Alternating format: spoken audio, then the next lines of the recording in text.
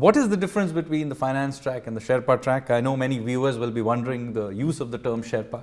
And how do all these working groups you mentioned, how do they work? How is consensus reached? And as you know, I functioned on behalf of India as the co-chair of the Framework Working Group for 5 years. And it was an amazing experience in terms of building consensus. So give us some sense of how the actual functioning of G20 happens. Yes. So let me go back in history a little bit and tell you that actually this is an innovation from G7. Okay. And the G7 realized that the growth of emerging markets is expanding and growing much faster than the developed world. And therefore,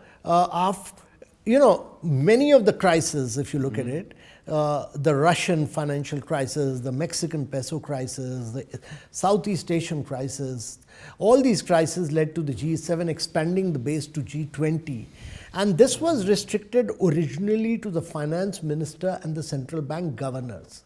In 2008, President Bush in the United States of America took the initiative to expand it to the leaders' level. They realized that the challenges before the world in terms of growth, in terms of SDGs, in terms of climate, are too severe, too acute. The challenges are too big to be just left not to be handled by leaders. And therefore, they started inviting the G20 leaders. A G20 working group with leaders was constituted, where the then Prime Minister participated. And then this grew.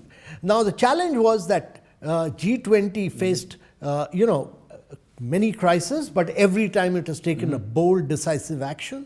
The great thing is that there are many emerging markets. This is for the first time that you've had an emerging market like Indonesia leading it.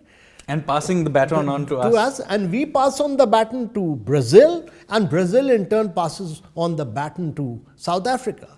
So there are 4 emerging markets. Who will be running the agenda for 4 straight years. So emerging markets have a very big role to play. The role of the Sherpa is critical. It's critical because he's like the envoy of the leader. So there are Sherpas from all these 20 countries. They are the envoys of the leader. They have to find a solution and arrive at the final communique working in partnership with other countries.